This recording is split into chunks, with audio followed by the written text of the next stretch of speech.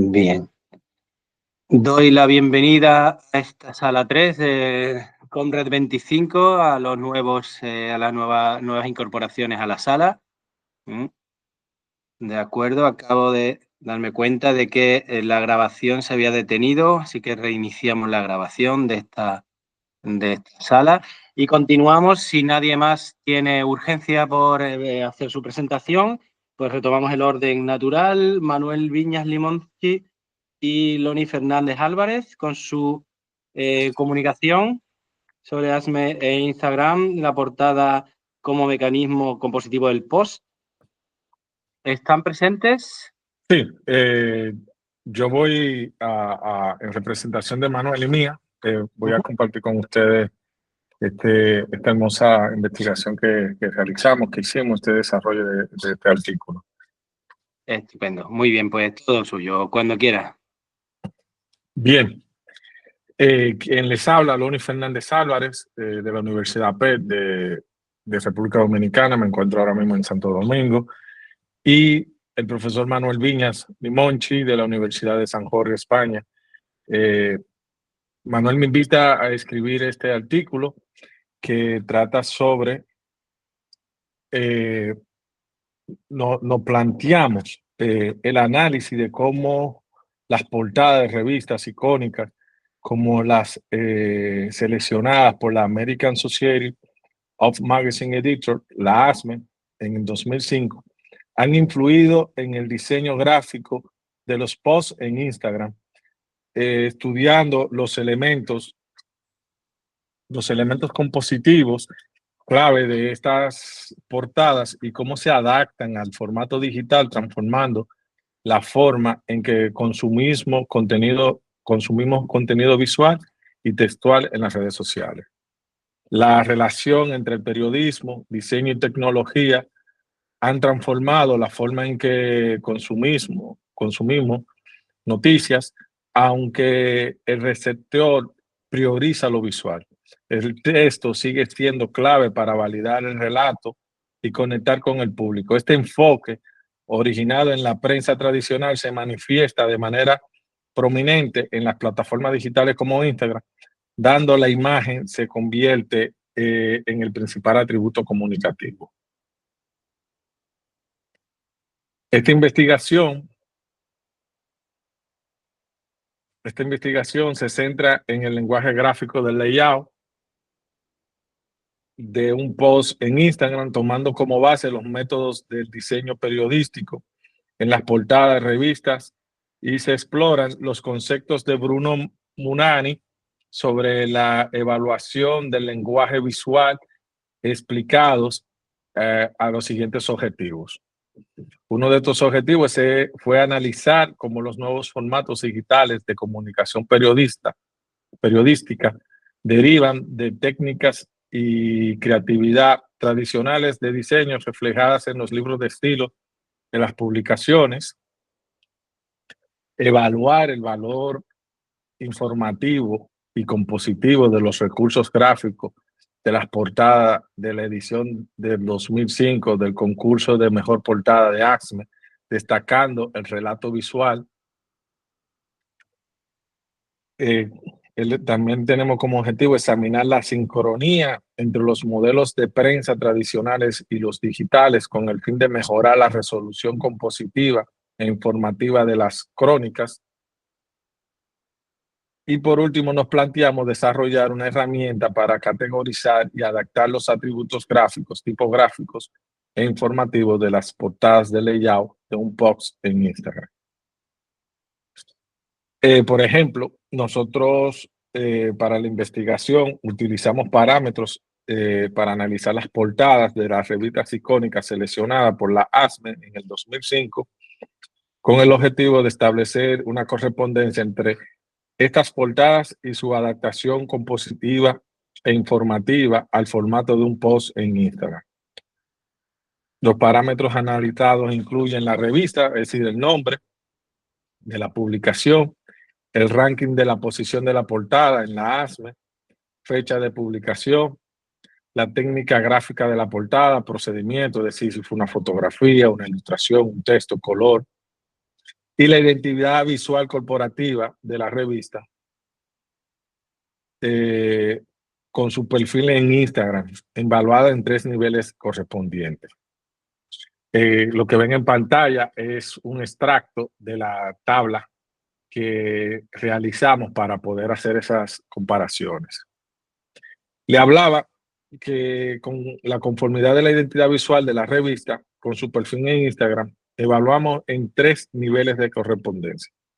Uno de estos niveles es la identidad visual corporativa de la portada del perfil en Instagram, es la originalidad. Y ponemos el ejemplo de la revista Times, que mantiene su misma identidad visual, tanto impresa en sus covers como en Instagram. Otro ejemplo, y ya desde la óptica de la síntesis del logo, del logotipo, tenemos el ejemplo de Rolling Stone, que para sus redes sociales hace una adaptación enfocándose en su icónica R de su logotipo. Y otro ejemplo, tenemos la portada del perfil en Instagram, el logotipo a isotipo, el de New Yorker, utilizado en sus covers, en contraste al icono, al isotipo que utilizan en redes sociales, que parte de una de sus covers más famosos. Aquí hay algunas de las portadas que fueron seleccionadas entre las 40 mejores de la ASME. Este estudio muestra cómo las técnicas gráficas y la identidad visual de cada revista contribuye a transmitir su mensaje y construir su imagen en el imaginario colectivo. Un ejemplo de esto es la imagen de John Lennon y Yoko Ono. Por ejemplo, no solo representa un icono musical, sino que refleja una cultura influenciada por la tendencia pop, la tipografía, base técnica de Instagram. Demuestra cómo las imágenes en las portadas de revistas seleccionadas por ASME no solo ilustran, sino que también buscan conectar emocionalmente con el espectador. A la izquierda pueden ver la cubierta de entonces y a la derecha un post de la revista Rolling Stone en donde celebra el aniversario de John Lennon, haciendo recuerdo a esta icónica portada. Aquí vemos una composición donde se muestran las 40 portadas seleccionadas. Esta investigación demuestra cómo la imagen tiene la capacidad de condensar significados complejos y superar barreras culturales, reafirmando su rol fundamental en la comunicación visual. Esto refuerza la famosa cita de Brisbane sobre la imagen y las 1000 palabras, destacando su poder universal para transmitir mensajes que van más allá de limitaciones lingüísticas y temporales. Gracias, fui breve y conciso para poder cumplir con el tiempo y espero que lean el artículo en donde se detalla más esta investigación y que sea de su agrado. Muchísimas gracias. Muchísimas gracias a usted, Loni, por su interesante propuesta y también por adaptarse a los tiempos. Bueno, pasamos a la siguiente ponencia de Luz Arelis Moreno Quisque y José Walker Conorel Chunden, disculpen mi pronunciación. ¿Están preparadas? Nos van a hablar sobre la influencia de las páginas web en el comportamiento y la preferencia de viajes de turismo interno. Sí, ¿qué tal? ¿Cómo están? Buenos días. ¿Se me escucha bien? ¿Se me ve bien? No sé si Perfectamente. puede observar mi pantalla. Sí. Si va a compartir presentación, todavía no la estamos viendo, pero seguro que ahora en cuanto usted la comparta. Un momento, por favor. Ahí tienen todos ustedes el correo, bueno, la página web y el correo de Loni Fernández. Si quieren profundizar en este tema. ¿Se ve bien? ¿Se ve? Se ve. Estupendo. Bien, ¿cómo están? Muy bien, pues Buenos cuando días quieran. con todos. Muchas gracias, intentaré ser breve. Les saluda Luz Arelis Moreno de la Escuela de Administración de Empresas de la Universidad Nacional de Barranca, quien junto con mi colega José Coronel hicimos este trabajo cuando aún yo laboraba en la Universidad Nacional de Frontera. Voy a contar un poquito la experiencia, ¿no?, de esta investigación, localizada en Piura, que está al norte de Perú. Bueno, nos llamó mucho el interés del tema porque este destino, Piura, tiene diversas playas. Máncora es una de ellas, ¿no?, conocidas por, por esa biodiversidad que tiene. Además, también el atractivo que llama la atención, ¿no?, a todos los veraneantes para hacer actividades de surf. También playas como Los Órganos, ¿no?, el avistamiento de ballenas, también las dunas, ¿no?, de Sechura, que son atractivos también de este destino, así como la producción artesanal en este territorio de diversos productos utilitarios, y la gente acude a estos espacios para disfrutar y siempre, ¿no?, conocer un poquito más de esta zona, la gastronomía. Y, y bueno, nos preguntamos, ¿no?, vamos a comenzar a promocionar un poco más, con una mirada más a llamar la atención de los jóvenes, que de todos los espacios, ¿no? Y ya que tenemos territorios, ¿no?, donde no hay conexión a internet, pero cómo es que ellos podían explorar un poco más de este destino, ¿no? Entonces, hay diversas empresas también, ¿no?, que a través de blog, a través de, vamos a decir, la publicidad también, el boca a boca, ¿no?, llegan a enterarse, ¿no?, o a planificar el viaje. Y en este caso, pues nos planteamos el objetivo de identificar esos medios de información que influyen en los jóvenes para viajar al destino Piura, descubrir un poco las preferencias turísticas de ellos, para poder empezar a crear contenidos y fomentar también la cultura visual en esta población. Esta investigación es de tipo básica, no exploratoria, y observamos que en este segmento de jóvenes de 15 a 29 años de edad, pues había un total de, o bueno, cerca de 444.150 personas. Nosotros hicimos el cuestionario a 267, del cual pues fuimos excluyendo porque los datos no estaban completos, y nos quedamos al final para el análisis con 240 participantes, ¿no? Fue un cuestionario mixto. Y bueno, a nivel de resultados observamos pues que la mayoría de los jóvenes, ¿no?, señalaba pues que las páginas web, ¿no?, influyen mucho para viajar al destino. La publicidad que prefieren, ¿no?, es las redes sociales. Las revistas pues tienen un menor porcentaje de su atención, ¿no? Las radios locales o recomendaciones de amigos, periódicos, ¿no?, tienen un menor porcentaje. Respecto a la facilidad de acceso a la información que en este caso se proporciona, ¿no?, los puntajes más altos han sido pues de un 27.9%, ¿no?, que señala que era muy accesible, bastante accesible, cerca de 17%. Y respecto a la información que buscan los jóvenes sobre este destino, pues generalmente miran el clima, el precio, la oferta paisajística, la oferta de ocio, ¿no? Y es a donde ahora, ¿no?, se busca escalar a una investigación, ¿no?, ya más aplicada, en donde vamos a generar la publicidad tomando en cuenta estos aspectos.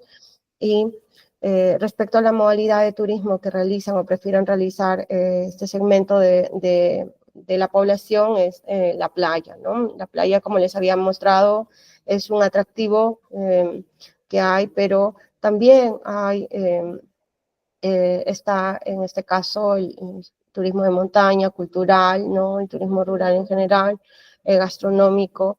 Y respecto al uso de Internet, pues la mayoría, ¿no?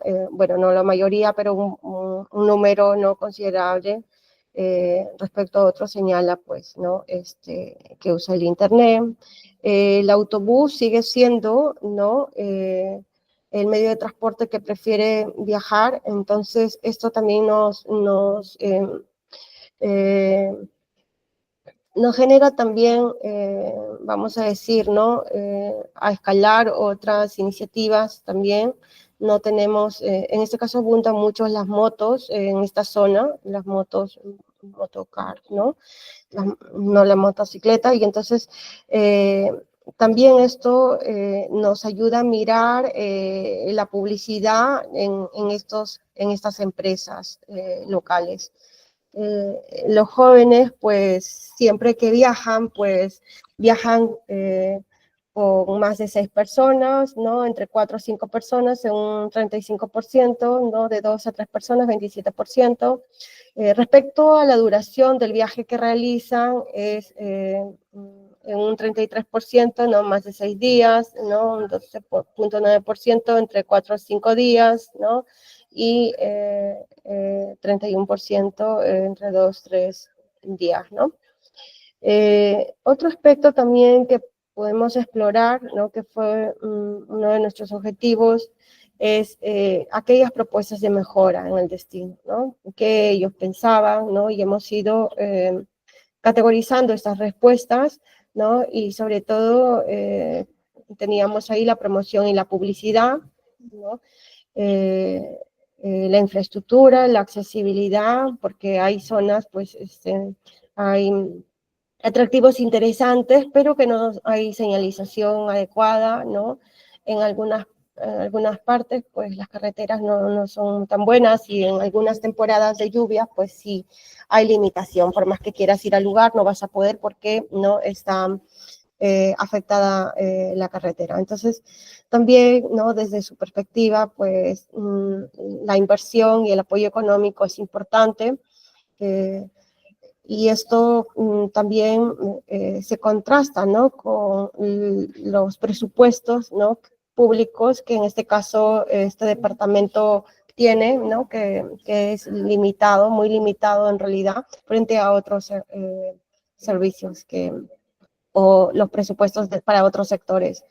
La seguridad ciudadana y la preservación también, ¿no? Es otro de las propuestas de mejora, la sostenibilidad, el cuidado del medio ambiente, el desarrollo y la diversificación del turismo también, ¿no? Darle mayor sostenibilidad a las actividades que pueden hacer también los gobiernos locales, la facilidad de acceso y precios también para todos los tipos de segmentos, la educación y la capacitación, ¿no? Entonces, esto para nosotros es muy importante porque a veces hay proyectos que se lanzan por los presupuestos participativos, y entonces ya esta información que hemos recogido pues va a ser muy útil también para considerar, ¿no? Estos temas en las líneas bases que puedan recoger, o los diagnósticos, y sobre todo considerar qué es lo que piensan, ¿no? Los jóvenes, sus puntos de vista. Y bueno, en conclusión, pues nosotros hemos podido encontrar que las páginas web son los medios de información que más llaman la atención a los jóvenes para viajar a un destino turístico, las preferencias turísticas, ¿no? En este caso, los datos que ellos más requieren para viajar es los datos de clima, el precio, la oferta, ¿no? Turística, gastronómica, el destino. Entonces, y esto, ¿no? Hemos también constatado que, claro, si bien hay una publicidad respecto a ese atractivo, pues hay muy poca información en realidad a la mano, ¿no? Entonces, sobre los paquetes y sobre todo para este segmento, ¿no? Entonces, la mayoría de jóvenes usa siempre el Internet, no prefieren un viaje que sea alcance regional, sobre todo en el verano. Es el medio de transporte que usan, en ese caso suele ser el autobús, viajan sobre todo acompañados, ¿no? Y prefieren viajar menos de 3 días y una sola vez al año, ¿no? Estos son algunos hallazgos que hemos encontrado en esta investigación exploratoria y bueno, espero que también, ¿no? Compartir esta información porque nuestro interés es escalar ahora, ¿no? Hacia ya hacer la promoción de ese destino, ¿no? Con sus diversos atractivos. Muchas gracias. Muchísimas gracias, Luz Arelis. Y después de esta interesante presentación sobre la influencia de las páginas web en el turismo interno, cambiamos de tercio y vamos con Juan Luis Cabanillas, que nos va a hablar sobre la competencia digital desde una perspectiva del alumnado, ¿verdad, Juan Luis? Muy buenas, sí. ¿Estás por ahí? Exactamente. Estupendo. Perfecto. Muy bien, pues cuando quiera, todo suyo. Mira a ver si puede compartir la presentación. Si trae presentación, no es obligatorio tampoco. Debería estar ¿Sí? ya. Sí, nos llega a su pantalla. De momento, ahí está. Muy bien. Cuando Bueno, quiera. perfecto. Nada, pues agradecer antes de todo pues la oportunidad de poder presentar esta investigación que hemos venido desarrollando, la cual se titula pues La perspectiva del alumnado de la Universidad Nacional Francisco de Morazán sobre la competencia digital desde una perspectiva cualitativa. Mencionar que bueno, esta investigación se ha desarrollado a partir de un acuerdo de colaboración entre la Universidad de Extremadura, que es a la cual pertenezco, y la Universidad Nacional Francisco de Morazán de Honduras, en el desarrollo de una beca de colaboración, una America Campus Plus, que pude disfrutar y desarrollar en este entorno pues tan precioso. Y bueno, mencionar un poco el porqué del justificar esta investigación que se desarrolló, pues obviamente pues la creciente necesidad de adaptar la competencia digital pues a los actuales actores educativos que tenemos y a los convenientes desafíos tecnológicos con la nueva implementación de la inteligencia artificial en todos los entornos y sobre todo en el entorno educativo. Y mencionar también, pues bueno, la competencia digital al final es una de las competencias claves que están en la mayor parte de los currículos educativos, por lo que es fundamental pues su proyección y su análisis desde una perspectiva multidisciplinar y sobre todo desde una perspectiva cualitativa, desde la perspectiva de los estudiantes. Y bueno, ver también la pandemia, la influencia que tuvo en el campo educativo y cómo obligó a mejorar nuestras competencias digitales, tanto de docentes como de estudiantes, y tuvo que adaptarse la población pues a este efecto. Dentro del marco teórico que hemos analizado, pues bueno, hemos revisado un poco la evolución del concepto de alfabetización digital, que ya no solo incluye lo que es el conocimiento del uso de los recursos tecnológicos, sino que también pues requiere un enfoque mucho más amplio metido con lo que es la competencia del conocimiento de la ciudadanía digital, las propias ciudades tecnológicas y un poco pues la capacidad de los estudiantes de buscar información de una forma efectiva y el raciocinio crítico también del análisis de la información. Y bueno, ver también pues bueno, que hay una clara relación entre la alfabetización digital y las competencias tecnológicas y se han revisado pues los diferentes estándares que hay a nivel internacional, como la OCDE, el de la OCDE, el ISTE y el UNESCO, para poder sobre todo pues establecer las categorías de análisis y establecer ese marco regulatorio. Y ver también que hay una clara brecha digital y desigualdad de acceso que está muy influenciada en los factores socioeconómicos y hemos visto y profundizado obviamente que hay un mayor énfasis dentro de la América Latina. Bueno, con respecto a los objetivos, no me voy a enfocar en todos ellos, simplemente mencionar que el objetivo general es, obviamente, pues analizar las dimensiones de la competencia digital desde una perspectiva del alumnado y el profesorado propio de esta universidad, pues para un poco ver e identificar su nivel de desarrollo en el uso de las TIC y qué impacto considera que tienen dentro de su proceso de enseñanza-aprendizaje.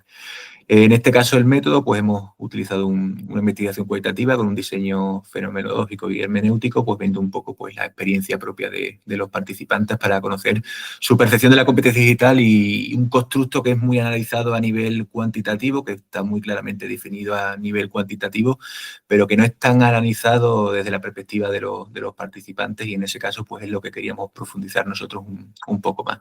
En total se ha trabajado con 12 participantes, 8 estudiantes y y 4 docentes seleccionados por un muestreo de conveniencia y tratando pues de buscar una diversidad de perfiles que nos dé una visión amplia de este constructo. Con respecto a las técnicas de recogida de datos, pues se han realizado 3 grupos focales, 2 de ellos con estudiantes y 1 con docentes, y bueno, se ha tratado de utilizar preguntas semiestructuradas, aunque ha habido mucho espacio abierto para la reflexión y la discusión sobre las experiencias digitales. En total hemos trabajado con 5 categorías. Voy a bajar para que no estorbe. En total hemos trabajado con 5 categorías que hemos analizado a partir del análisis de contenido clásico de Miles y Huberton. Y bueno, son 5 categorías: la alfabetización tecnológica, la búsqueda y tratamiento de la información, el pensamiento crítico y solución de problemas, la comunicación y colaboración y la ciudadanía digital. Y bueno, hablando un poco pues de los resultados, dentro de la primera categoría, de la alfabetización tecnológica, pues hemos visto claramente que dentro de los recursos, obviamente, lo que más se habla es sobre el conocimiento de los recursos TIC. Y sí, algo que nos ha parecido muy interesante y que hemos destacado es que los estudiantes perciben que tienen una clara mejora de sus habilidades digitales con respecto a generaciones anteriores, sobre todo incluso de sus abuelos, de sus padres, pero incluso también diciendo que considera que tienen una mejor competencia digital que sus propios docentes. Hemos encontrado también una clara mención hacia lo que son las limitaciones de la infraestructura tecnológica, como ese comentario que nos indica que porque el acceso de los estudiantes lo tienen diferente, indican que muchos tienen pues computador y celular, pero en cambio hay otras personas que no la tienen o se limita su tiempo, ya que son compartidas con otras personas. Eso les dificulta mucho pues poder desarrollar de forma eficiente todo el bagaje de tareas que tienen que realizar con el uso de la búsqueda de información o que requieren de estos recursos tecnológicos para su uso. Con respecto a las herramientas que más utilizan, pues bueno, principalmente mencionan Google Académico, YouTube, las redes sociales, y prácticamente es un elemento clave dentro de su desarrollo. La práctica consideran que es clave para su mejora de la competencia digital, porque están al final continuamente utilizando y un volumen muy alto de tiempo lo invierten en el uso de estas herramientas. Con respecto a la búsqueda y tratamiento de la información, destacar que al final utilizan frecuentemente Google, que Google puede ser una fuente de información válida o no válida según con el contexto con el que se mire y la capacidad de raciocinio crítico que puedan tener los estudiantes, pero sí mencionar también que utilizan otras fuentes más fiables o de mayor bagaje académico, como puede ser Google Académico o incluso redes sociales destinadas a la investigación, como es ResearchGate, y también mencionan los libros recomendados, algo que en nuestro contexto propio, por ejemplo, en el contexto español, cada vez se utilizan mucho menos por los estudiantes, pero aún aquí, en esta universidad, en el contexto hondureño, pues sí que siguen mencionando los libros recomendados y sigue siendo una parte importante para la búsqueda de información. Destacar también que el alumnado trata de denotar un esfuerzo por evaluar la fiabilidad de estos datos, de las fuentes que consulta, pero también se encuentran con que hay un bajo nivel de referencias hacia la organización y planificación, lo que demuestra que se busca mucho, pero muchas veces no se busca de una forma organizada.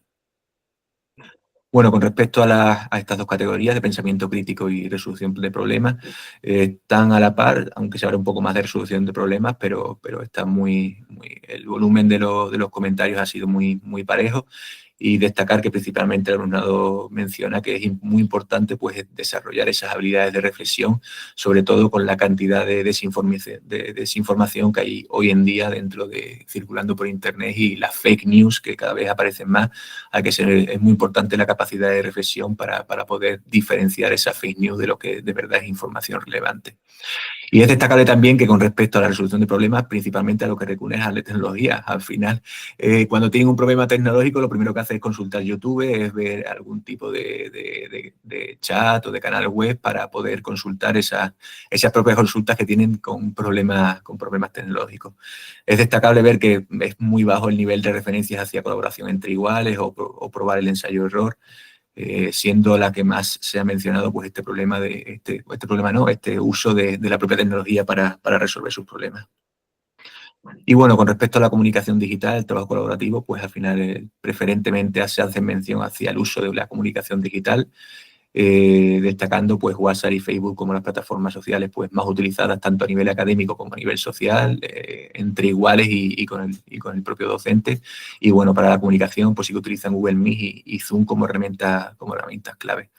Al final, con respecto al trabajo colaborativo, también resaltar que hay muchos estudiantes que mencionan que hay una conexión, que hay una falta de conexión estable y hay una gran sobrecarga de mensajes muchas veces que le genera un poco de estrés, le genera desorganización y eso al final le aumenta su desconfianza hacia la hora de conocer otras personas a través del uso de los recursos tecnológicos. Y sí que consideran que es importante pues, mejorar mucho más la gestión de las tareas y la organización de los propios entornos virtuales que hay dentro del uso académico.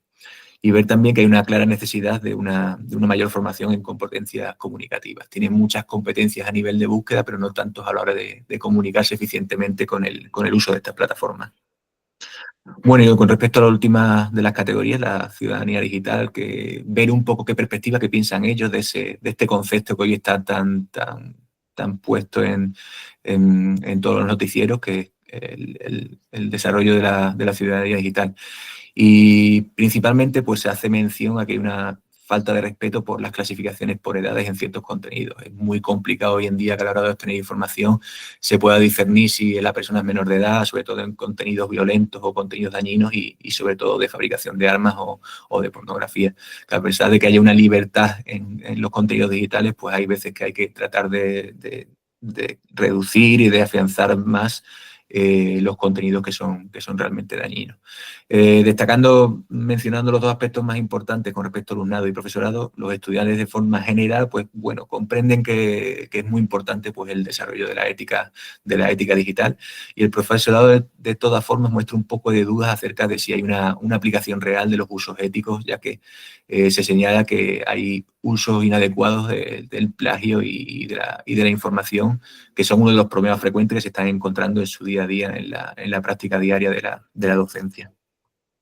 Y bueno, para finalizar, pues bueno, las principales conclusiones a las que hemos llegado con este estudio es, bueno, ver un poco que dentro de esta universidad pues se percibe obviamente una mejora de la competencia digital, que cada vez va mejorando más su desarrollo y cada vez tiene una mayor práctica y un mayor uso dentro de los referentes de la tecnología. Ver también que las fuentes principales pues son las que generalmente se utilizan en todos los canales, pero sí que nos llama mucho la atención y nos alegra ver que aún así los libros recomendados por las fichas docentes, por las asignaturas, pues se siguen viendo como un referente y se siguen utilizando.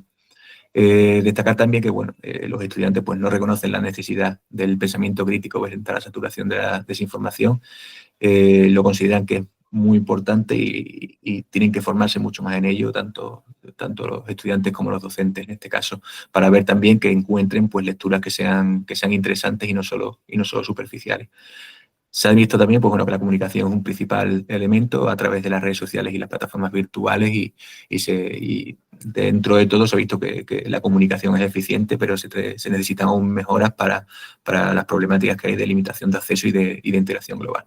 Y bueno, finalmente la ciudadanía digital pues, requiere un mayor conocimiento, un mayor trabajo dentro de las aulas acerca de la ética y de la accesibilidad que hay hacia los recursos tecnológicos y el control de los contenidos, siendo necesario por parte de nosotros como docentes pues el inculcar esa parte ética, esa parte de descripción de las conceptualizaciones como son el plagio académico, para no tratar de utilizar las fuentes de inteligencia artificial como puede ser ChatGPT, pues no utilizarlas como un medio de generación de plagio, sino como un medio pues de generación de recursos y que ayude al estudiante a mejorar su conocimiento. Bueno, pues muchas gracias por la atención. Yo dejo ahí mi correo, igualmente mi perfil de ResearchGate, por si queréis comunicar o cualquier inquietud acerca de la exposición y bueno, poder profundizar un poco más y compartir ideas. Muchísimas gracias, Juan Luis, perdón. Al hilo de los contenidos que acabamos de escuchar del compañero Juan Luis Cabanillas, les emplazo a disfrutar de la conferencia que tuvimos sobre todo sobre ética y comunicación del filósofo David Pastor Vico, que hemos disfrutado en directo aquí en el Congreso. El primer día, la primera jornada, el día 19. Tienen ustedes todas las jornadas principales en el canal de YouTube del Congreso de Comunicación y Redes Sociales en la Sociedad de la Información.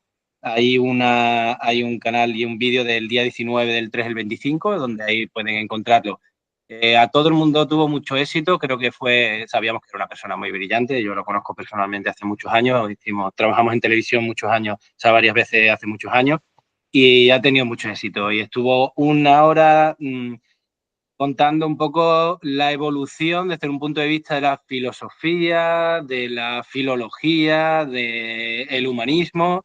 Hizo un recorrido histórico desde Platón, básicamente, hasta la actualidad, dándole una perspectiva histórica muy, muy interesante a cómo hemos llegado a las redes sociales desde el punto de vista como expresión, digamos, del individualismo y de la explotación comercial de este individualismo. Creo que resultó muy interesante, tuvo mucho éxito, así que si les interesa el tema de la ética aplicada a la comunicación, como digo, les invito a disfrutar de esa ponencia. Bien, pues vamos a continuar con la siguiente ponencia. Vamos ahora, si les parece, con Ana Urchurtu, que nos va a hablar sobre el uso de TikTok en las elecciones mexicanas del año pasado, si no estoy mal informado, ¿verdad? Sí. ¿Ana? Sí. Estupendo.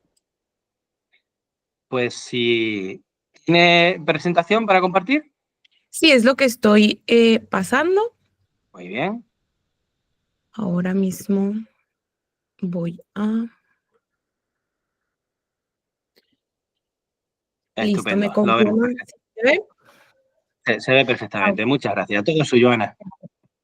Muchas gracias a todos. Pues bueno, buenos días a los que estamos del otro lado del mundo y buenas tardes a los que están por allá en Europa. Esta investigación parte de mi trabajo de tesis del doctorado, es un extracto solamente, entonces si les interesa el tema o les llega a llamar la atención algo, me pueden buscar, al final voy a dejar mi correo, hay muchísima más información al respecto, ¿no? Nosotros, bueno, yo estudio la narrativa política de la oposición, hicimos un análisis cualitativo del discurso de Xóchitl Gálvez, que era la candidata de oposición en las elecciones en México en el 2024, y nos centramos en la red social de TikTok. Partimos del planteamiento que la comunicación política es esta interacción entre discursos interactorios políticos, de los políticos, de la opinión pública y de los periodistas. Entonces, estos discursos contradictorios que antes se compartían en medios tradicionales, pues ahora han mudado a escenarios digitales y es por eso que decidimos investigar específicamente TikTok y nuestra pregunta es ¿cómo construyó su discurso la candidata de oposición durante las elecciones? Ya han hecho estudios respecto al uso de TikTok y política en diferentes partes del mundo, en España, Chile, Reino Unido, Canadá, Italia, en Indonesia también, y lo que nos dicen estas investigaciones es que han analizado cómo utilizan esta red social a su favor y también han destacado los beneficios de esta red social como la inmediatez, la creatividad de la comunicación y que obliga a los políticos a contar las historias de otra manera diferente a como los contaban antiguamente. Entonces, es por eso que creemos que es importante hacer un estudio de este índole para conocer para comprender cómo el discurso de la oposición si es efectivo, si cómo se hace. Y todas estas investigaciones que se hicieron antes eran específicamente cuantitativas con un tinte cualitativo. Entonces, en esta ocasión decidimos irnos por una investigación totalmente cualitativa. Hicimos un análisis del discurso para identificar las categorías emergentes que conforman estas estrategias discursivas de la candidata. La candidata que decidimos estudiar es Xóchitl Gálvez, que representó una coalición que se llamaba Fuerza y Corazón por México, conformada por partidos que antiguamente fueron enemigos políticos, se podría decir, y en esta ocasión se aliaron para competir con la fuerza de Morena, que es la que finalmente ganó. Entonces, por eso creemos importante también estudiar esta otra parte. Y para el análisis del discurso empleamos la técnica de la codificación que es propuesta por la teoría fundamentada, pero no hicimos teoría fundamentada estrictamente, simplemente utilizamos la forma de codificar, que es un proceso en 3 etapas. Primero se analiza una codificación abierta, en donde los datos se van a fragmentar en partes más pequeñas para poder identificar conceptos y categorías. Después en la axial, estas categorías se organizan y se establece una conexión para poder hacer una codificación selectiva donde desarrollamos la narrativa del discurso. Para seleccionar los videos, se hizo un monitoreo de todos los videos que publicó la candidata del 1 de marzo al 29 de mayo. Fueron 265 videos y se seleccionaron los 20 videos que tuvieron un mayor número de interacción y donde la presencia del discurso de la candidata era único, no había ningún personaje extra en ese video, y se llevó a cabo el proceso de la codificación sobre las transcripciones de su discurso. En la primera codificación se fragmentó el discurso en 144 códigos, después se agruparon los códigos en 7 categorías emergentes y por último se integraron en una sola categoría central.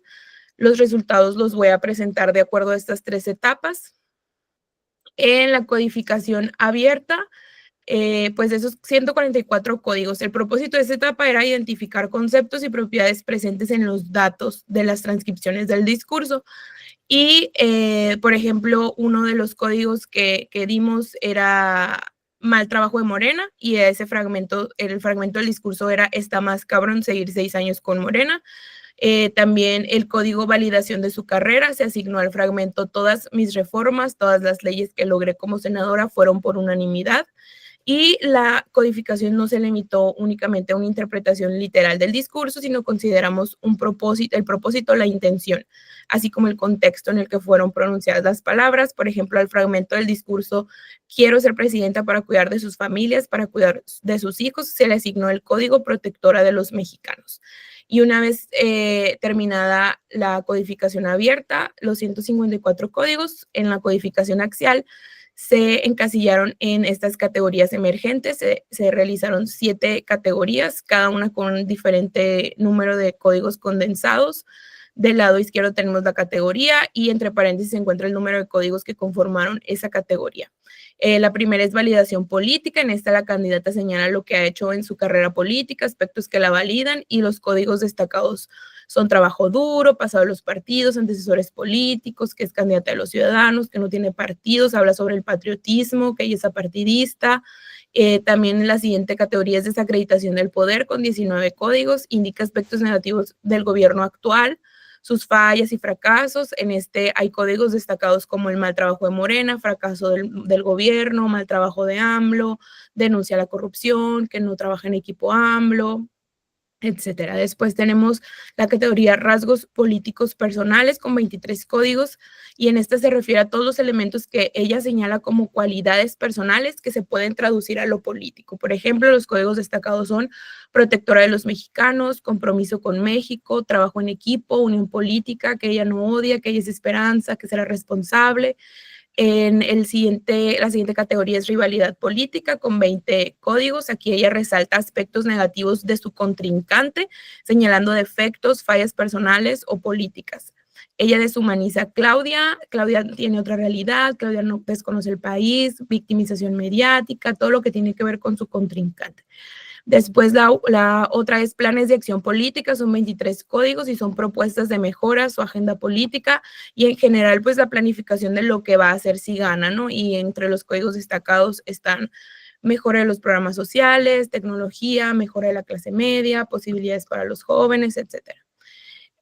También está otra categoría que es percepción social, que son 13 códigos, es la que tiene menos códigos, pero creemos que era importante este aspecto a resaltar, que es una categoría donde ella habla cómo concibe a México, reconoce las carencias y cómo mejoraría los problemas sociales ella, ¿no? Habla del futuro positivo de México, de la indignación social, del esfuerzo de los mexicanos, de los sueños de los mexicanos, de la inseguridad, de la violencia. Y por último está construcción de su identidad con 22 códigos. En esta habla sobre la imagen que quiere proyectar, sobre su infancia, sobre todo, sobre su familia, sus condiciones personales y todo lo que construye su identidad. Códigos destacados, por ejemplo, amor a su familia, hablan de su físico, de su infancia precaria, que era valiente de niña, acepta su físico, lenguaje irreverente, que fue víctima de abuso, espiritualidad, trayectoria empresarial, todo lo que tiene que ver con ella como su identidad. Una vez hechas esas categorías, se hizo una asociación de las categorías y se llegó a la conclusión de que la codificación selectiva, podríamos decir que el discurso de Xóchitl Gálvez se podría definir como discurso de validación y confrontación estratégica. porque es una integración de los elementos que definen la autovalidación, la construcción de una identidad político-personal y la desacreditación política, tanto del poder establecido como de su rival política, que en este caso era Claudia Sheinbaum, la que es la actual presidenta de México, y el objetivo de la estrategia discursiva de Xóchitl fue posicionarse como una alternativa política legítima y capaz frente al electorado. Pues en nuestra discusión y conclusiones, sabemos que el contenido confrontativo generalmente apela a las emociones de la audiencia, lo que podría facilitar que las personas se hubieran sentido obligadas a expresar su opinión o tomar partido. Por ejemplo, si Xóchitl utilizaba mensajes que criticaban directamente las acciones, la personalidad o los resultados de su oponente o del gobierno, esos pudieron despertar una reacción tanto en quienes apoyaban la narrativa de ella y como los que la rechazaban. Entonces podría amplificar la visibilidad del contenido de acuerdo a los algoritmos que maneja TikTok. Definimos claramente el discurso de Xóchitl como una estrategia de validación y confrontación estratégica y cobra especial relevancia en el contexto de su candidatura, ya que era la principal contendiente contra el gobierno en turno y pudiese ser un poco obvio que era confrontación estratégica, pero que se comprueba que sí fue eso, pero que aparte debía cumplir una doble función, porque no nomás se posicionaba como una alternativa viable en turno, sino que también su discurso resaltaba sus logros, sus capacidades y sus propuestas, y también pues no dejaba de ejercer este papel de oposición mediante la confrontación política, señalando las deficiencias de la administración actual y diferenciándose también mucho de su contrincante. Entonces su narrativa se construye sobre estas dos dinámicas principales que buscaban atraer votantes mediante la autolegitimación y la crítica al poder establecido. Y por último presentamos esta asociación de las categorías como categoría central discurso político basado en validación y confrontación estratégica, y estas 7 categorías emergentes que apoyan este tipo de discurso. Esto sería todo por mi parte. Ahorita en el chat les comparto el correo por si les interesa el tema y desean seguir discutiendo. Muchísimas gracias, Ana. Sin duda interesante, y ahí tendrán su correo en breve para profundizar sobre el tema. Muy bien, pues pasamos de política a hablar de moda. Damos paso a Mencía de Garcillán, que nos va a hablar sobre moda sostenible y redes sociales, la estrategia de Inditex para justificar precios premium. Sí. Hola, Mencía, ¿está preparada? Hola, buenos días. Soy Laura. Estoy un momento, tengo un problema con la presentación de la... Espera, de la... A ver. No, Mencía también estaba aquí con nosotros, ¿verdad? Sí, Mencía está. Está ahí la Lo que pasa es que voy a presentar yo y un momento, vale. Tengo aquí un pequeño problema. No sé si hay alguien que vaya detrás de mí o yo soy la última. No sé si David Alejandro ha solucionado sus problemas con el micro, porque claro, presentación sin micro es complicado. Sí. O podría pasar yo. Lira Isis Valencia. Que tengo, ¿cómo voy a dejar de presentar? A ver, vamos por partes, si nos importa. David, Alejandro, ¿hemos solucionado el problema de micro? Sí, aquí estoy, ya tuve que reiniciar, pero ya aquí estoy. Ya está, vale. Entonces tenemos a David con la suya, que también nos falta. ¿Y quién más queda? Quedo yo, que tengo ahora, estoy intentando compartir.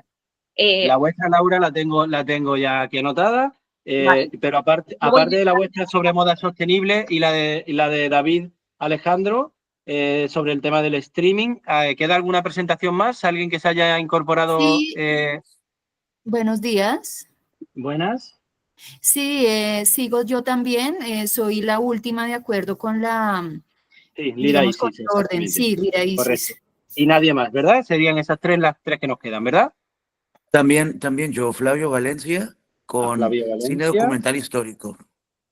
Vale, de acuerdo, se ha incorporado más tarde, exactamente, que antes lo nombramos y no estaba. Estupendo, bienvenido de nuevo. Vale.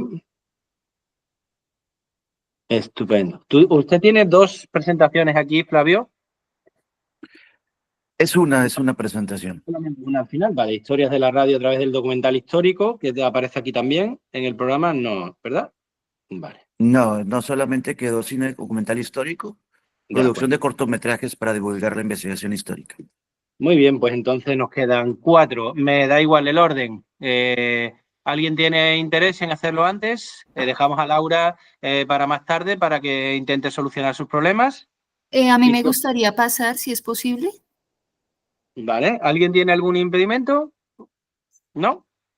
Pues entonces vamos con Lira Isis Valencia, que nos va a hablar sobre el impacto de la comunicación institucional en la efectividad de la gestión organizacional de programas de posgrado virtuales. Cuando usted quiera, Lira. Sí, ya estoy compartiendo pantalla. Un segundo. Ya la estamos viendo, gracias. Ok. Un segundito. Ahí ya están viendo, ¿cierto?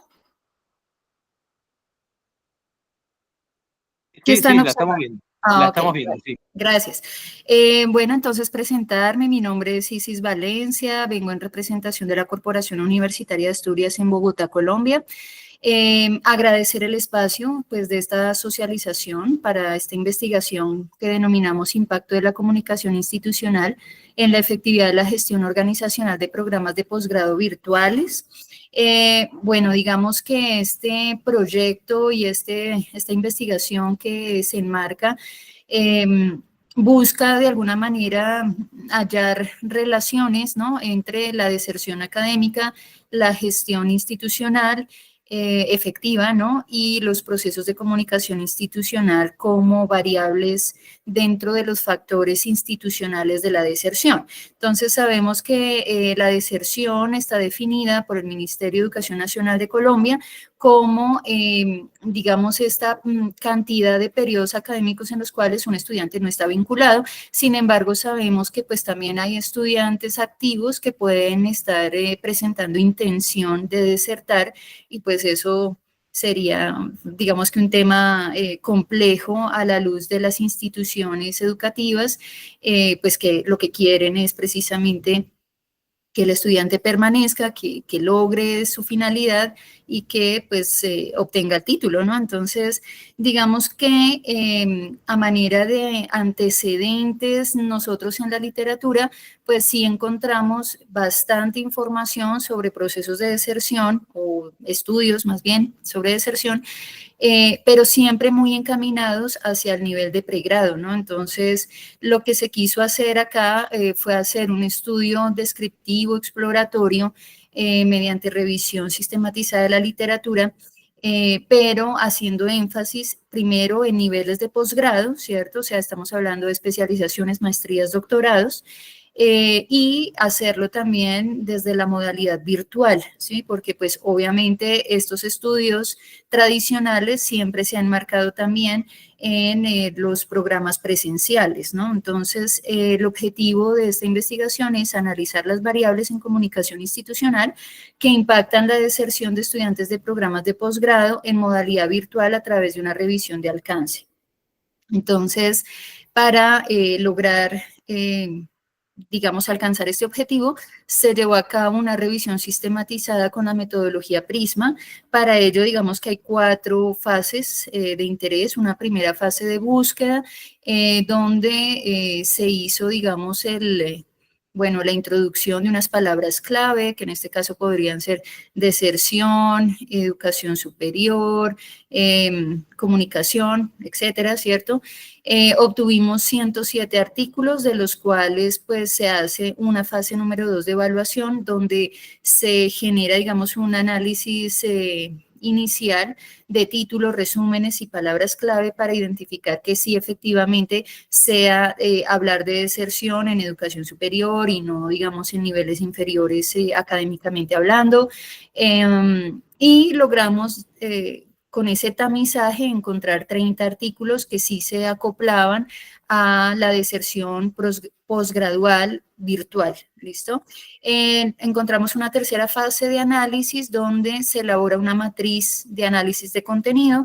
En esa matriz de análisis lo que se busca es, inicialmente identificar unos datos digamos, que nos permita hablar de una bibliometría, ¿cierto? O sea, cosas como el año, la revista, en fin, ese tipo de cosas, pero más importante aún, es una matriz que permite generar identificación precisamente de las categorías que se establecen, que pues más adelante voy a hablar de ellas.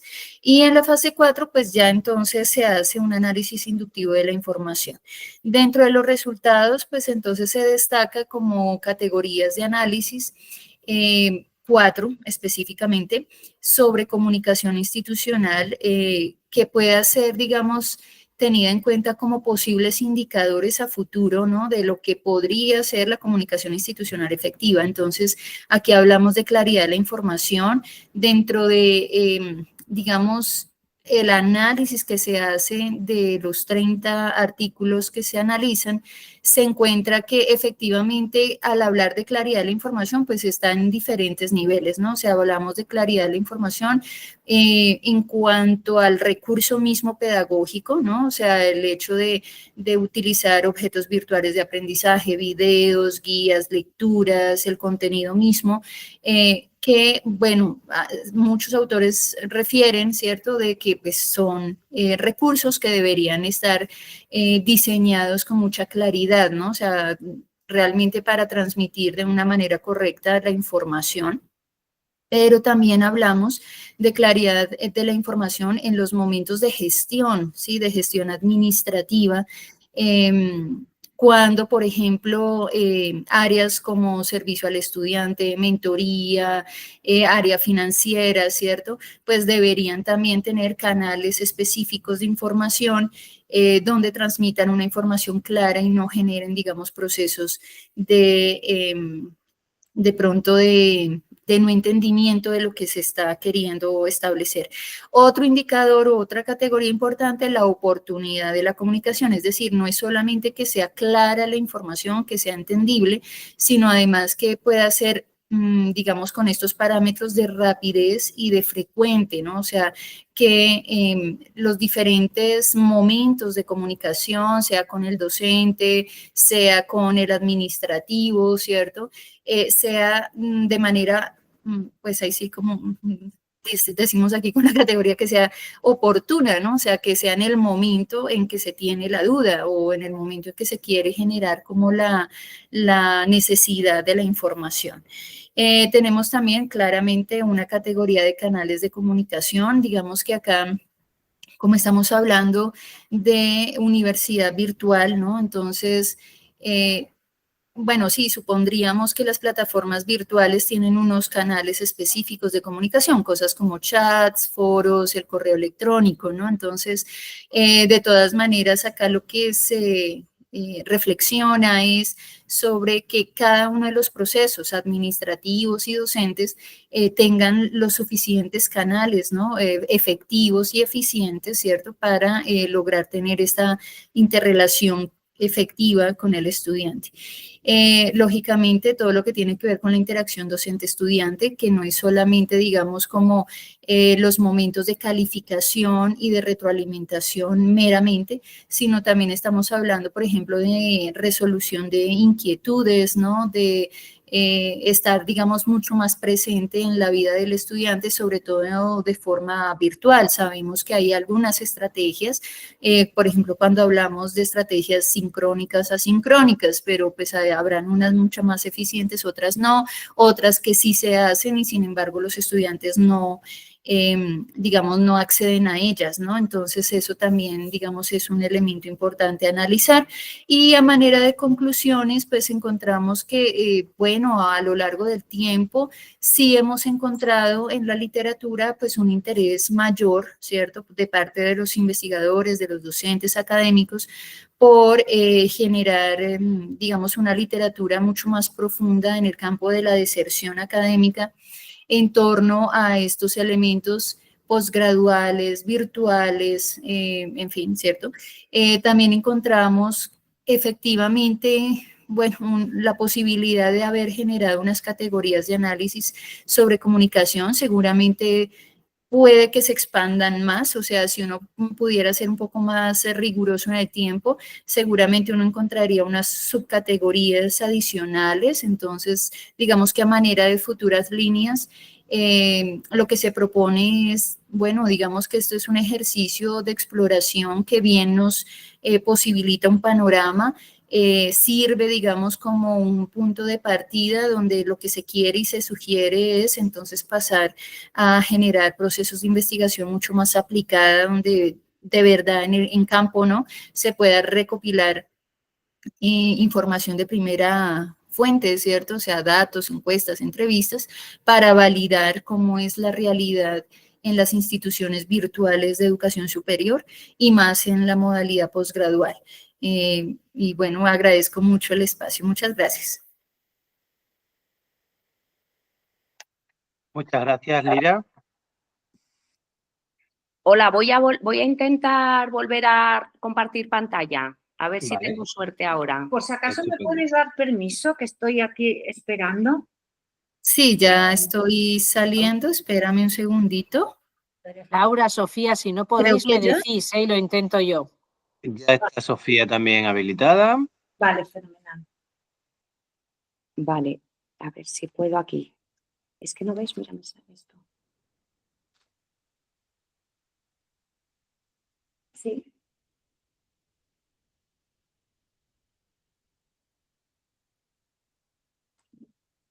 Ahora, bueno, estamos viendo una pantalla, en principio la pantalla del Congreso, con el reparto de mesas de la mesa 21. Esa es la mía. ¿No? ¿Esto es la tuya? Pues puede ser que esto es lo tuyo. Mencía, ¿lo quieres intentar tú? A ver si sí, claro que sí. Os lo hago ahora mismo. Un momentito. Ya lo tengo. Vale, espera un momento.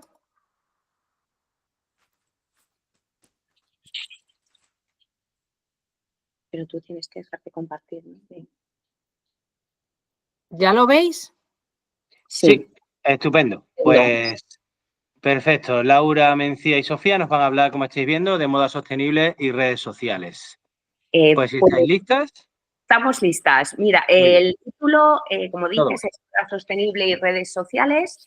El trabajo lo hemos estructurado primero con una introducción en la que hemos planteado 4 hipótesis sobre la comunicación de la sostenibilidad de las empresas de moda. Mencía, pasa la diapo, por favor. Luego hemos hecho una revisión de la literatura que responde a 4 preguntas que van a ser la base de las encuestas que hemos realizado a 232 participantes. Y con los resultados que hemos obtenido hemos ofrecido unas recomendaciones sobre cómo las empresas pueden comunicar mejor. Para empezar, lo que hemos visto es que las empresas incorporan la responsabilidad social corporativa, sobre todo por 2 motivos, por la responsabilidad de producir resultados positivos e impactos sostenibles en su dimensión económica, social y medioambiental, y también por la mayor exigencia de los ciudadanos en la eficiencia y transparencia de la gestión de dicha entidad. ¿Puedes pasar? Para eso vamos a analizar cómo las empresas de moda, especialmente Inditex, comunican sus prácticas sostenibles y cómo puede esto influir en la percepción y el comportamiento de los consumidores. Inditex? Inditex es una empresa, es el grupo Inditex, es la empresa de moda pues, de textil más grande del mundo. Eso es. Las hipótesis que planteamos son, la primera, la comunicación transparente de las iniciativas sostenibles de Inditex como Join Life mejora la percepción del grupo.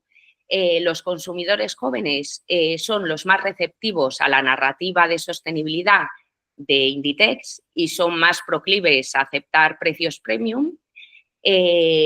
La tercera hipótesis, cómo la comunicación sostenible de Inditex en redes sociales influye en la confianza del consumidor y su disposición a pagar más.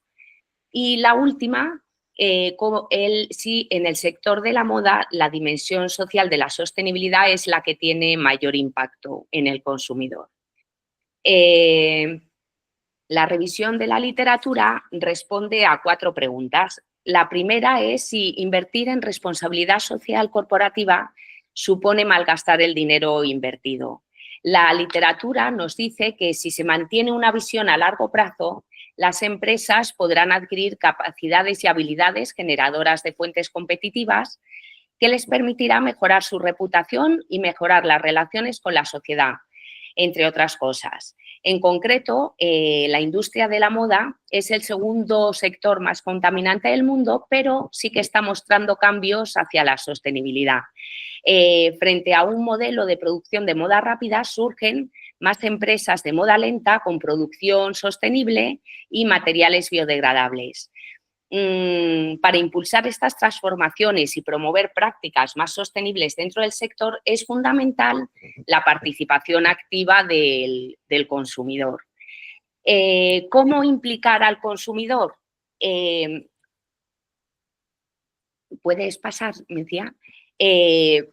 Los consumidores en España son conscientes de la moda sostenible, pero estos factores no son decisivos en su decisión de compra final. Cuanta más información y educación reciba el consumidor sobre la sostenibilidad en la moda, más influencia tendrá en su comportamiento real y en su intención de compra. De hecho, hay estudios que relacionan la comunicación de estas iniciativas con la rentabilidad de las empresas.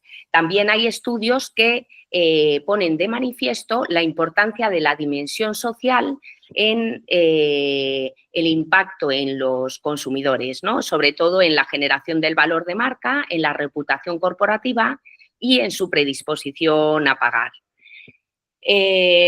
¿Cómo comunican las empresas de moda? Pues ahora mismo las redes sociales han cambiado el entorno de la comunicación. Ahora representan un nuevo foro de interacción horizontal con el público, sobre todo para relacionarse con los públicos más jóvenes. Que vemos que las empresas de moda rápida tienden a comunicar menos sobre la responsabilidad social corporativa en redes sociales que las marcas de moda lenta. Podríamos decir que las marcas de moda lenta crean tendencia, mientras que las empresas de moda rápida se adaptan a las tendencias.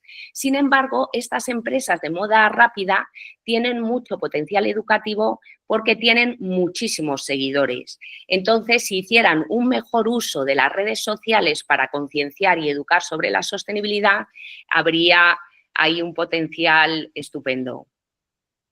¿Qué estrategia sigue Inditex? Pues Inditex, la sostenibilidad es parte de principal de su estrategia. Me decía.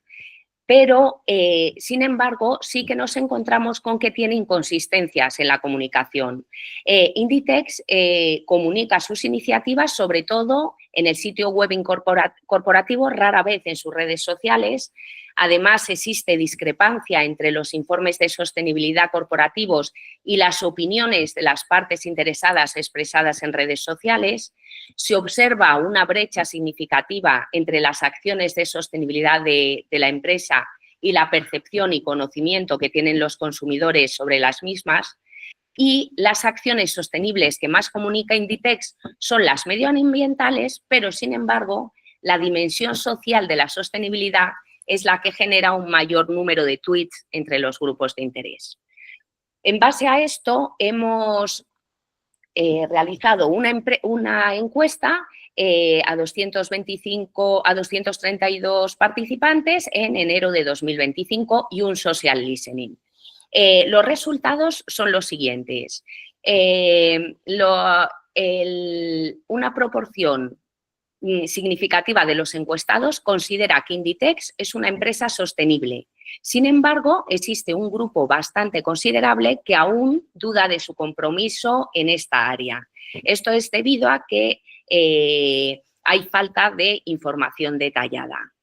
En cuanto al conocimiento de iniciativas sostenibles, vemos que el 64% de los encuestados desconoce las acciones específicas de Inditex en materia de sostenibilidad.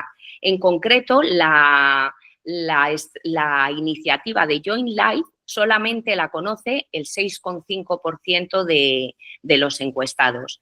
Estos datos reflejan la necesidad de una mayor transparencia y comunicación efectiva de la empresa. En cuanto a la disposición a pagar un precio premium, lo que se ve es que el 65% de los encuestados no está dispuesto a pagar un precio premium, que el grupo de menor edad es el que menos dispuesto está a pagar un precio premium y que hay menos predisposición a pagar un precio premium en los hombres que en las mujeres. Aquí lo que sí se ve es la importancia de la segmentación en la comunicación. En cuanto a la comunicación en redes sociales, las redes sociales son la principal vía de información sobre iniciativas de Inditex, pero el 75% de los encuestados no recuerda haber visto comunicaciones sobre sostenibilidad de Inditex en redes sociales. Estos datos revelan un problema en la visibilidad o el impacto de las estrategias comunicativas en redes sociales, a pesar de ser la fuente principal de información para los consumidores. Sin embargo, el 61% de los encuestados considera que el contenido sostenible que publica Inditex en redes sociales es veraz, pero no se traduce esto en una mayor disposición a pagar.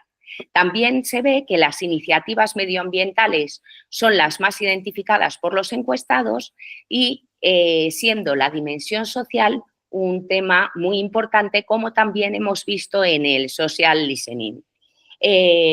Para terminar, las recomendaciones que le daríamos a Inditex es que debe mejorar la comunicación sobre todo en los programas de sostenibilidad y segmentar la comunicación para los diferentes públicos, o haciendo también un mejor uso de las redes sociales. Debe demostrar el valor tangible de la sostenibilidad, conectar con los valores emocionales, incentivar el pago premium y fortalecer la responsabilidad social y su comunicación. Muchísimas gracias por su atención.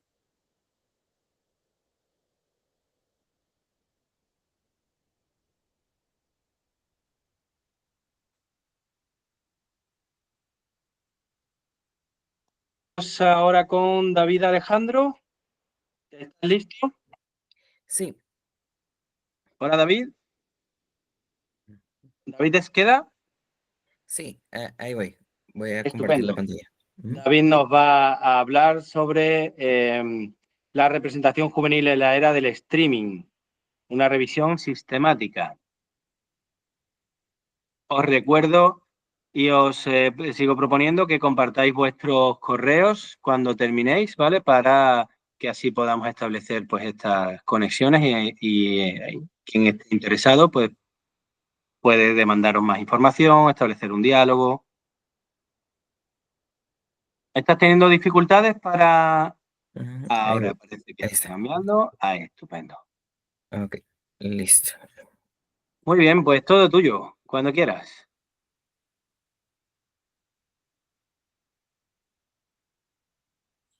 Listo. Ok. Cuando quieras, David. Ok, gracias. Buenos días a todos. Una disculpa por el atraso. Pero bueno, como lo comentaba, lo que vengo a exponer es una revisión sistemática que se realizó sobre el estado actual de la representación de jóvenes en series de ficción en plataformas de streaming. Esta revisión sistemática se realizó en conjunto con el doctor Gustavo León por parte de la Universidad de Sonora, como para construir, el propósito era construir un marco teórico para desarrollar la tesis del doctorado. Entonces, para contextualizar un poco, señalamos que el consumo de series de ficción en plataformas de streaming se ha convertido en un elemento que forma parte del día a día de las y los jóvenes que conforman actualmente la audiencia. Consideramos como series de ficción del género juvenil aquellas que específicamente se orientan en esta etapa de la transición desde la adolescencia hacia la adultez. estas series de ficción han existido desde muchísimas décadas, sin embargo, cada serie logra adaptarse a las necesidades de los jóvenes y de cierta forma retratar lo que los jóvenes están experimentando en un periodo específico del tiempo. Esta revisión sistemática pretendía llenar un vacío en el estado del arte, considerando estudios que se publicaron en los últimos 10 años y que se relacionaran específicamente con la representación de jóvenes y las series de ficción. Aquí se partió de la pregunta de investigación de cuál es y en todo caso en qué consiste el estado del arte actual sobre la representación juvenil en series de ficción en la era de streaming, y se partió también del objetivo de investigación definir el estado del arte actual de la representación juvenil en series de ficción en la era del streaming, y todo esto, como lo comentaba, se realizó con el propósito de construir el marco teórico para poder desarrollar una investigación que estuviera centrada en la audiencia juvenil y la era de streaming. Aquí se consideraron 4 bases de datos principales que en un momento los voy a señalar, y las palabras claves que se utilizaron se relacionaban con la representación, la juventud y la plataforma de streaming Netflix. Y el periodo que se consideró eran estudios del 2014 al 2024. Aquí, como lo señalaba, se incluyeron únicamente artículos de investigación y las bases de datos que se utilizaron fueron EBSCO, PubMed, DealNet y Google Académico.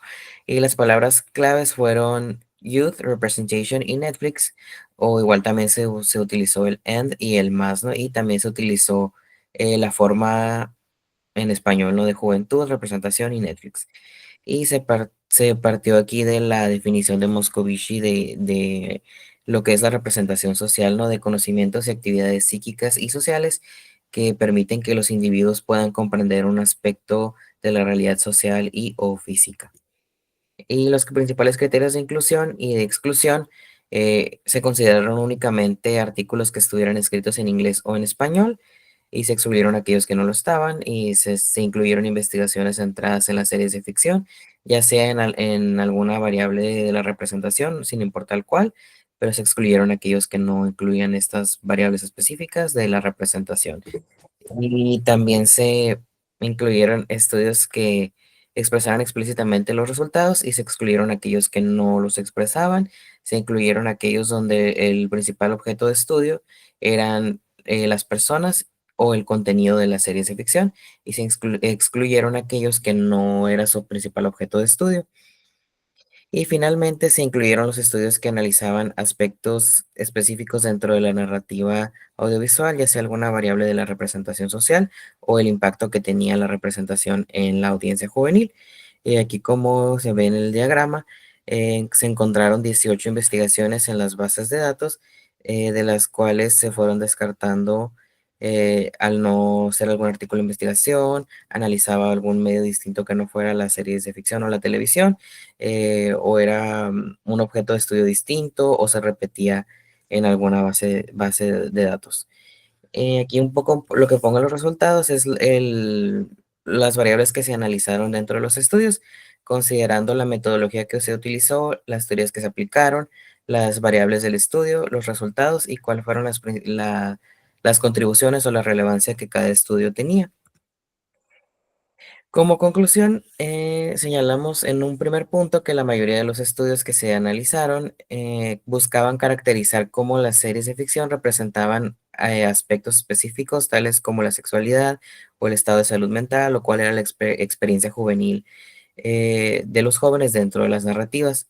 Otro punto importante era que gran parte de los estudios se enfocaban en la forma en que las y los jóvenes percibían aspectos específicos de la representación, como el caso de la salud mental y el gran número de estudios que hay de la serie de 13 Reasons Why y de su forma de representar el suicidio y los trastornos de salud mental en jóvenes.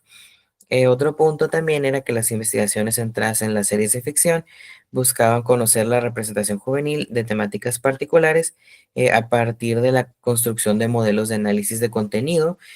Sin embargo, también estaban aquellos estudios de carácter cuantitativo que utilizaban cuestionarios y o encuestas como principal método de recolección de datos.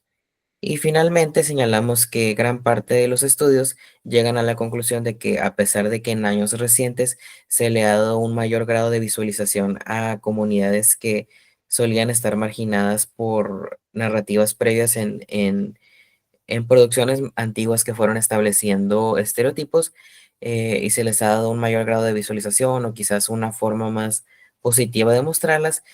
Sin embargo, existe un largo camino por recorrer para que la audiencia pueda tener una percepción más positiva de lo que se está representando en pantalla. Y muchas gracias por su atención. Con eso concluimos. Muchísimas gracias. Gracias, David. Y vamos entonces con Flavio Valencia, con la última presentación que tenemos agendada, sobre el cine documental histórico, producción de cortometrajes para divulgar la investigación histórica. Flavio, ¿está usted preparado? Hola, Flavio. Ahí está, parece que sí.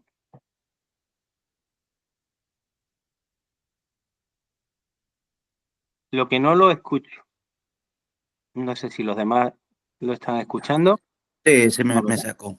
Ahora sí. Ahora. Ahí comparto. Muy bien.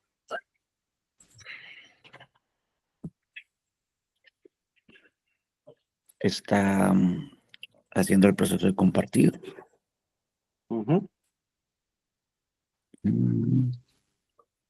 Paz Cristóstomo, vale, se acaba de incorporar, ¿verdad? Que cuando la nombramos al inicio de la sesión no estaba. Vale, entonces tenemos una nueva comunicación después, posterior.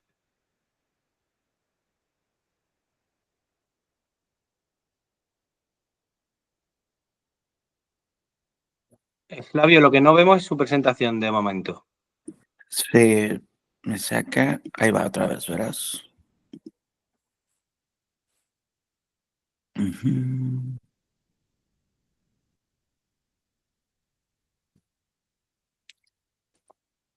Ahí ven la presentación. ¿Aún no? No. Es que dice, está empezándose la presentación, pero como que no sé si se volvió a cargar. A veces sí es muy pesada. No sé si la tiene en PowerPoint.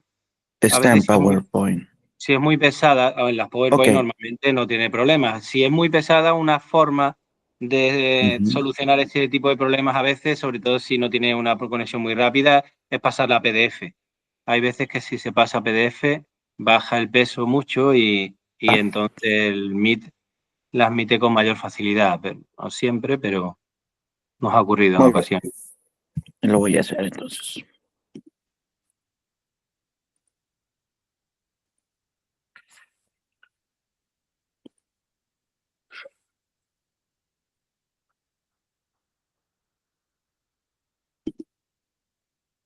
No sé si Paz Crisóstomo tiene su presentación preparada y podemos ir avanzando. Hola, Paz. Y de paso chequeamos también su micro. Sí. Hola, ¿qué tal? ¿Cómo están? ¿Tiene la presentación preparada? Sí. Muy bien, buenas tardes. Me alegro, un placer escucharla. Voy a abrir pantalla completa, creo que es mejor. O solamente no, por la ventana se puede ver, ¿verdad? A ver, sí. Si no le importa, Flavio, así tiene usted más tiempo para prepararla. Sí, no, adelante. Venga, muy bien, pues entonces ¿La ven bien? La vemos bien, ¿vale? Vamos a ver esa presentación sobre narrativas visuales de los crímenes en Instagram. Sí. Paz, le comento, estamos marcando más o menos unos 8 o 10 minutos para cada presentación, ¿de acuerdo? Como somos muchos, para que no se alargue demasiado la sesión, ¿vale? Así que nada, cuando usted quiera, todo suyo. Hola, ¿cómo están? Muy buenas tardes. Desde Chile me presento con el tema que son las narrativas visuales de los crímenes en Instagram, estrategias del storytelling de los principales canales de la televisión abierta chilena entre el año 2023 al 2024. Soy la doctora Paz Crisóstomo Flores, soy académico investigador de la Universidad Finisterra y esta investigación es parte de una investigación más larga que estoy realizando sobre la noticia policial y los alcances que esta noticia policial tiene. Chile en este minuto se encuentra envuelto en una crisis de seguridad a nivel global. Han aumentado los delitos violentos en nuestro país, o en mi país, la verdad, y estos delitos violentos han aumentado por diferentes causas. Entre estas causas hablan sobre la expansión del crimen organizado, el tráfico de armas, zonas ilegales, zonas de alto riesgo, también porque han aumentado los delitos contra las personas, y el delito insignia de la criminalidad es el delito del homicidio. El delito de homicidio es un delito que cuando hablamos de crimen organizado y mayores tasas de delincuencia, es el delito que más se persigue. ¿Por qué es el delito que más se persigue? Porque es el delito que más concentra la atención de la policía. ¿En qué sentido? Primero, existe, cuando se comete el delito de homicidio, muchas veces el autor es desconocido. Y no podemos perseguirlo penalmente quién es la persona que comete el delito, y además tiene una alta incidencia en la percepción ciudadana. Bajo esta lógica, a los medios de comunicación les tiende a interesar mucho más este tipo de delito, porque lo que hace es ser un constructor de la realidad, da cuenta de una crisis de seguridad que podría existir en el país, y además este tipo de delito es muy interesante de contar cinematográficamente para los medios de comunicación. Cuento, por ejemplo, cómo era la víctima, en qué lugar se encontraba, y al ser delitos muy violentos, llaman la atención sobre todo de los medios de comunicación audiovisual que pueden ver la escena y que pueden contar la escena. Finalmente termina siendo casi como una película cuando este delito violento se presenta. Una forma de analizar cómo se presentaba el crimen era a través de la televisión, pero la televisión cada vez tiene mayor nivel de penetración en las audiencias. Lo que hace la televisión es solamente mostrar el acontecer, pero llega un grupo y un segmento determinado. Me pregunté cómo lo hacía la televisión para llegar a ese otro segmento al que también quiere llegar, que son los jóvenes, que se comunican y que ven las redes sociales y las plataformas digitales. En general, primero, de acuerdo a las últimas encuestas que tiene Chile, primero el mayor consumo que tiene Chile en redes sociales es Instagram. Y cómo esta plataforma digital que es hecha para la comunicación visual se está haciendo cargo de estas tasas de crímenes y de la muestra de estos crímenes. La cultura visual que nos entregan las redes sociales no solamente va a representar lo que ocurre en la realidad, sino también va a entregar una carga ideológica y emocional. En una foto, en una imagen, en un reel, en una secuencia de videos, yo voy a mostrar una forma particular de ver el mundo que la televisión puede ser un poco más amplia. Pero acá voy a tener algo mucho más pequeño. En los documentales, el crimen estructura ciertos relatos que son emocionales y que son dramáticos, que van a generar un impacto en la audiencia. En las redes sociales, los crímenes se presentan con una narrativa secuencial. O sea, nosotros los vamos a presentar como una foto tras de otra foto que va a tener solamente un texto. Y eso va a aumentar la intensidad informativa y también la afectiva. La violencia se convirtió entonces en un objeto mediático y de utilización para que también los medios de comunicación vean hasta el nivel que va a llegar este tipo de violencia, lo van a contrastar con lo que ocurre en la sociedad. La sobreexposición de estas imágenes violentas también van a polarizar el discurso de los medios de comunicación.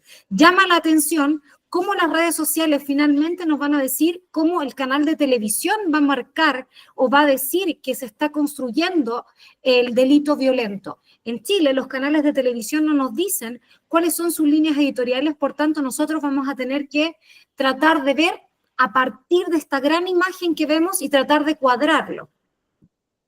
Existen estrategias visuales para poder hablar de esta cobertura mediática del crimen.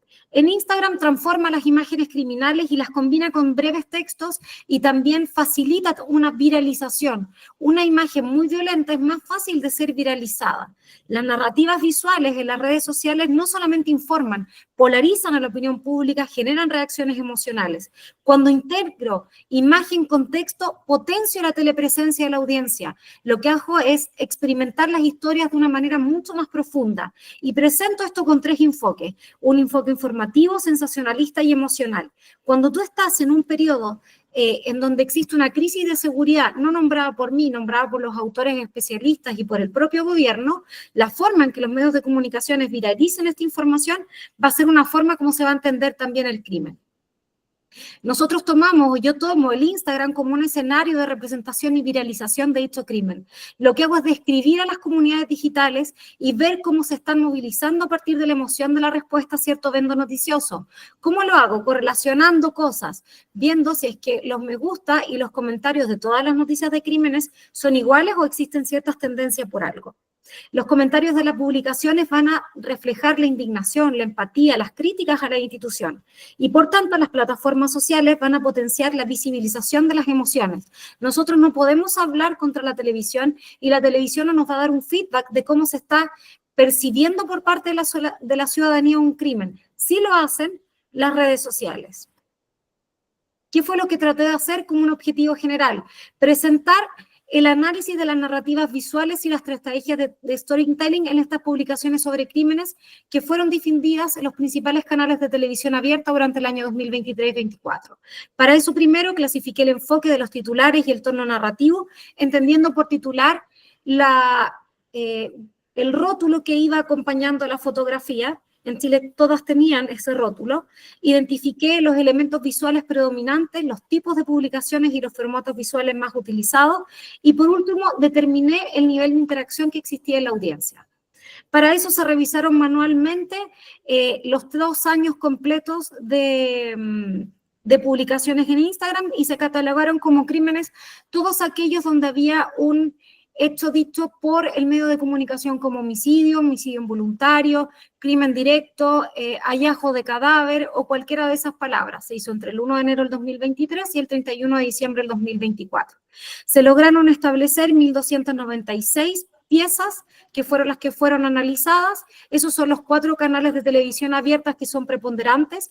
3 canales son de la televisión abierta de alcance nacional, pero que son de carácter privado, y uno es el carácter público, que es 24 horas. Si se fijan, la distribución de las piezas no es homogénea.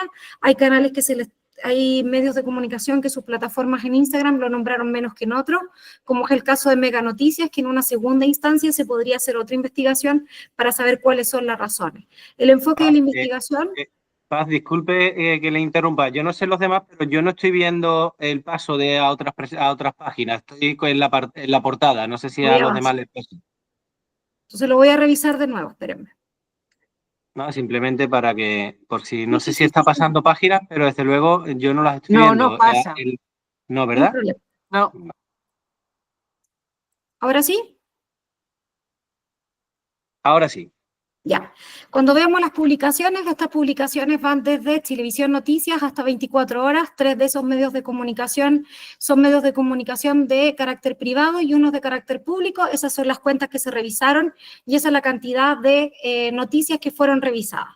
El enfoque de la investigación fue cuantitativo con aportes cualitativos para poder lograr los resultados que les voy a mostrar. Se dividieron por tipos de enfoques. Primero se hizo una revisión manual de todas las publicaciones, que son las que ustedes vieron, y se trataron de organizar de acuerdo a las distintas teorías de la comunicación.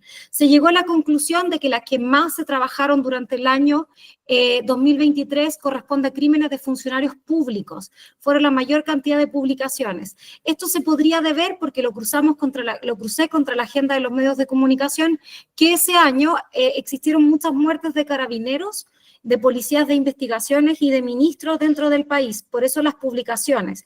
Además, una sola publicación de una muerte de un funcionario público del ámbito policial podía tener a lo menos 5 publicaciones. Durante el año siguiente, la mayor cantidad de publicaciones fueron de balaceras o con violencia armada. Acá es cuando empezamos a hablar de crisis en seguridad y dependía del medio de comunicación cómo se determinaba esa relación. El tono informativo que se presenta en todos los medios de carácter transversal es el informativo. Ninguno de los medios de comunicación trabajó ni el sensacionalista, ni el emocional, ni el empático, ni el alarmista. Esto también puede estar dado por la forma en que se construye la noticia y lo que hay en específico en las noticias que se presentan en Instagram. O sea, no hay mucho espacio para poder mostrar algo que no sea la información propiamente tal. La mayor cantidad de informaciones se presentaron siempre en imágenes, por tanto teníamos solo una imagen que era la que mostraba el acontecer de la noticia y siempre, la mayoría de las veces, era una fotografía de archivo. Esto es interesante porque finalmente lo que se usaba era una foto estándar de la policía y no del hecho concreto. Por tanto, lo que siempre buscó el Instagram de los medios de comunicación no es hacer un reflejo de lo que estaba pasando en la televisión, sino que solamente quería publicarlo. Cuando hice una correlación entre las métricas, me di cuenta que existía una alta relación entre los comentarios con los me gusta y también existía una alta correlación entre los compartidos con los guardados. Al hacer esta relación, me empecé a dar cuenta que entre los comentarios de las noticias y las noticias que más se veían, se comentaban aspectos positivos y negativos de lo que se estaba viendo. ¿A qué me refería aspectos positivos? Cuando moría o el crimen correspondía, por ejemplo, a una persona extranjera, el comentario tendía a ser más positivo y el me gusta tendía a ser más positivo que si era un nacional. Acá hay una nueva arista de investigación respecto a solamente los comentarios y los me gusta. Llegué al final a la idea de que las narraciones visuales del crimen siempre fueron narraciones más con un encuadre mediático que, si bien no enfatizaba los aspectos emocionales, buscaba una relación de empatía. Las estrategias visuales nos hablaban de una repetición de recursos visuales con una audiencia que era mucho más activa. Cuando hablábamos del viraje en las narrativas más empáticas y explicativas, se postraba en algunos medios de comunicación y no en todos. Había una inmersión en la narrativa, imágenes y textos combinados generaban formatos visuales mucho más interesantes. La mayor cantidad de comentarios no eran en la imagen sola, sino en los reels. Y finalmente, como para ir cerrando, hay un tema de convergencia mediática. Algunos medios de comunicación tenían mejores comentarios y mayor cantidad de interacciones cuando se podía hablar de una visualización en una forma de reel, y no en una visualización ni de un carrusel ni de una imagen estática. Muchísimas gracias. Gracias a usted, Paz. Muchísimas gracias por su presentación. Y vamos ahora sí con la última de ellas. Vamos con Flavio Valencia, a ver si tenemos ahora suerte con la presentación. Muy bien, está conectándose.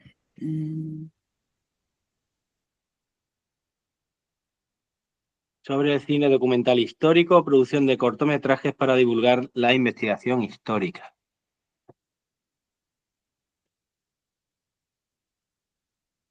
Aprovecho, sobre todo sabiendo que se ha incorporado gente ya avanzada a la sesión, para recordarles que tienen la sesión, por lo menos las actividades principales, grabadas en el canal de YouTube del Congreso, ¿vale? Por si a alguna le interesa. No están todas las comunicaciones, pero sí también hemos podido añadir las comunicaciones que han tenido lugar en la sala principal, digamos, de actividades, y aprovechando que teníamos allí todo el dispositivo de streaming, pues se han grabado también y se han facilitado.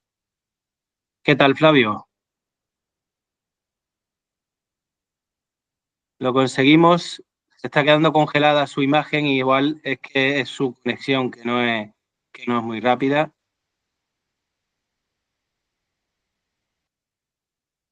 Parece que ha salido para volver a entrar. Vamos a darle, si les parece, unos minutos o por lo menos un par de minutos para ver si soluciona su problema de conexión.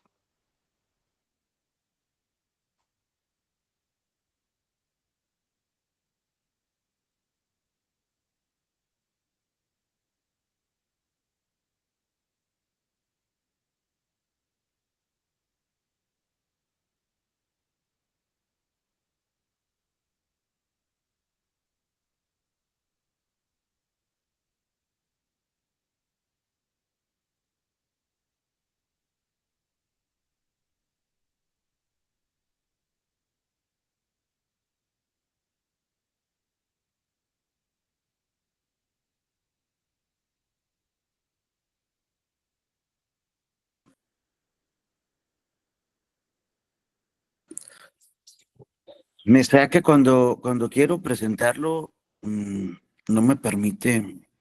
Ahí sí me ven y me escuchan. Sí. Pero cuando quiero poner la presentación, no me no me hace el switcheo al cambio. También cabe la posibilidad de que nos haga un pequeño resumen de la presentación. Ok. Y luego, Muy si bien. alguien está interesado, pues la puede compartir con quien quiera. Claro que sí. Va. Aparte de que, Entonces, obviamente, es así. también vamos a poder leerla en la publicación, en el libro, que ya saben que está preparado. Muy bien. Ok, Muy gracias. Pues bueno, mi tema se llama Cine Documental Histórico, producción de cortometrajes para divulgar la investigación histórica, ¿no? Entonces, este proyecto nace a través de un grupo de estudiantes de seminario metodológico de investigación dentro de la Universidad de Sonora, donde cada uno de los estudiantes tiene que desarrollar ciertos proyectos de investigación. En este caso, estaban interesados en contar algunos segmentos de la historia de nuestro estado, acá en México, el estado de Sonora.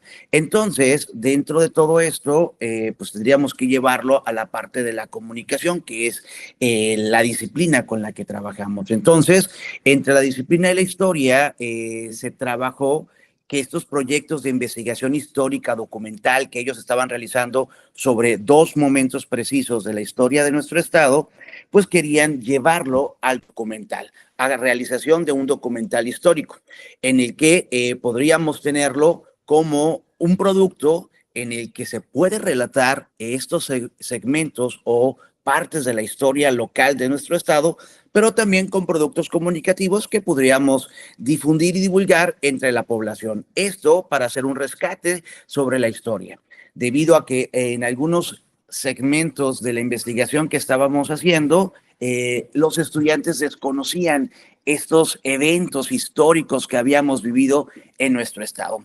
Es así como nace este proyecto de la realización de documentales históricos partiendo de la investigación documental histórica que estábamos realizando. Y es ahí que se realiza una propuesta para capacitar a nuestros estudiantes en la realización de documental histórico.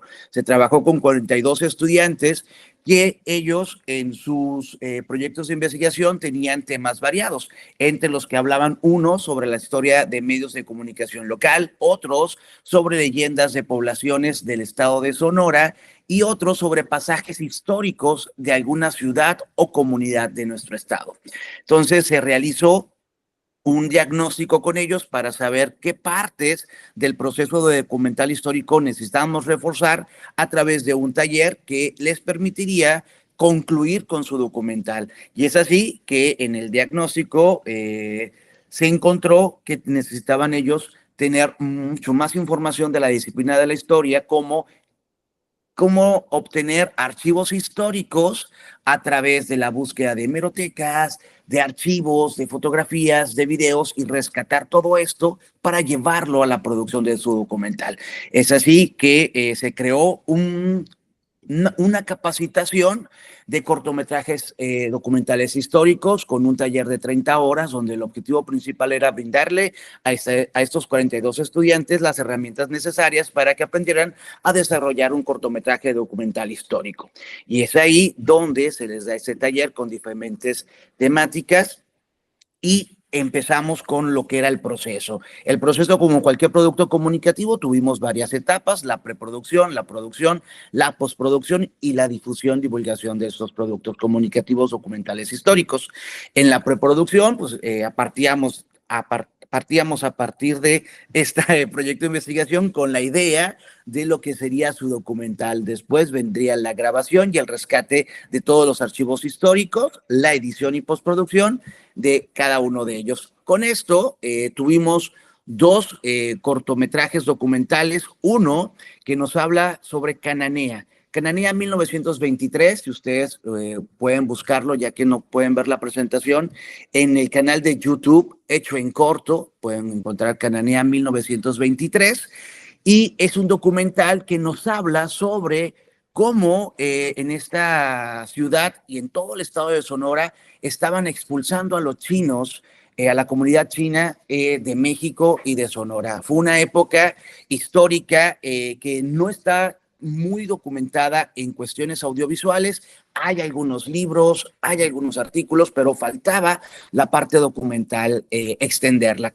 encontramos en la búsqueda algunos reportajes, pero la decisión de contar ese documental a través de entrevistas con cada uno de historiadores, cronistas y personas que viven en la comunidad sobre cómo este evento marcó mucho la comunidad de Cananea acá en Sonora. 1923 habla sobre la expulsión de los chinos bajo dos leyes que implementó el gobierno del estado, la ley 27 y ley 31, que no permitían a la comunidad china casarse con los sonorenses y también hacerlos a un lado. ¿Qué quiere decir esto?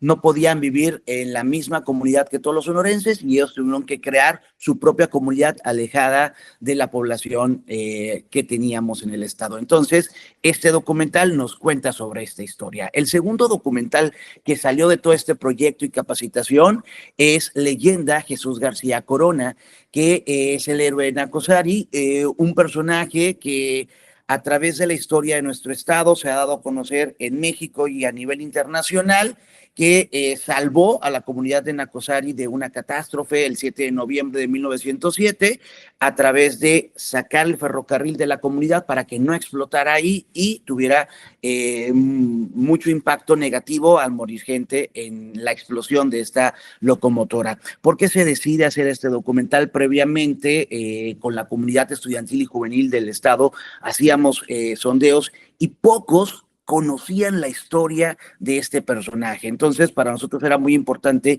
que no se olvidara la historia y creo que el documental histórico es parte importante para el rescate de nuestras historias. Entonces, este documental a través también de profesores, cronistas, historiadores, la misma comunidad de Nacozari de García nos cuenta esta historia que va más allá del hecho histórico. Nos cuentan quién era antes de todo esto, este personaje. Y lo importante es que se quedan como dos productos audiovisuales de rescate de nuestra historia. Y esta propuesta de realización de documentales históricos es una primera fase para poder nosotros realizar documentales históricos, no solamente de personajes o sucesos importantes, sino también el rescate de otros elementos, como tenemos el rescate de medios locales de comunicación y su historia. Yo creo que lo más importante de esto fue la realización. Como conclusión, pues vemos que la capacitación fue un resultado con dos documentales y con las herramientas necesarias para que estos jóvenes puedan seguir produciendo documentales de este tipo. Las proyecciones las hicimos tanto en Cineteca Sonora, es un área donde tenemos la oportunidad de proyectarle a la comunidad en general estos productos y también lo tenemos colgados en los canales de YouTube, tanto Jesús García Corona como 1923 Cananea.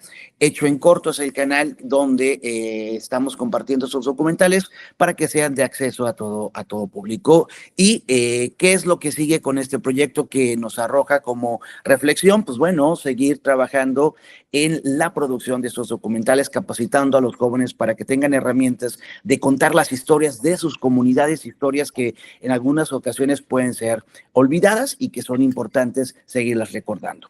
Una disculpa porque no pude con la presentación, pero de esto trata mi proyecto de investigación. Muchas gracias. Muchísimas gracias, Flavio. No se olvide de compartir con nosotros su correo para que podamos contactar con usted y profundizar en todo este proyecto tan interesante. Sí, bueno, muchas pues, gracias. Disculpándome de nuevo por los problemas técnicos con la cámara de mi ordenador, que esta mañana iba perfectamente, pero ahora pues nos han dejado, digamos, sin vernos las caras, por lo menos ustedes a mí. Si me lo permiten, pues doy por finalizado con esta sesión online el 6º Congreso Internacional de Comunicación y Redes Sociales en la Sociedad de la Información, ya que además las otras mesas me consta que ya han terminado, así que con esta última actividad damos por finalizado esta 6ª edición del Congreso. Espero que lo hayan disfrutado. Si lo han seguido, les animo, como antes les he dicho, a visitar el canal en YouTube del Congreso para poder ver las principales actividades que hemos desarrollado a lo largo de estas 3 jornadas. Por nuestra parte, espero que lo hayan disfrutado, que haya sido interesante, que hayamos también colaborado en el establecimiento de estas redes también personales entre docentes, públicos, esta transformación social que pretendemos, digamos que colaborar haciendo. Y bueno, les emplazo a la próxima sesión el año que viene. Todavía no se ha decidido la sede, pero bueno, en Sevilla estaríamos encantados de volver a acogerlos, pero bueno, ya estaremos pendientes e intentaremos difundirlo. Pues nada, agradecerles por supuesto su participación en el Congreso, su asistencia a esta sesión y nada, muchas gracias por todo. Gracias a vosotros.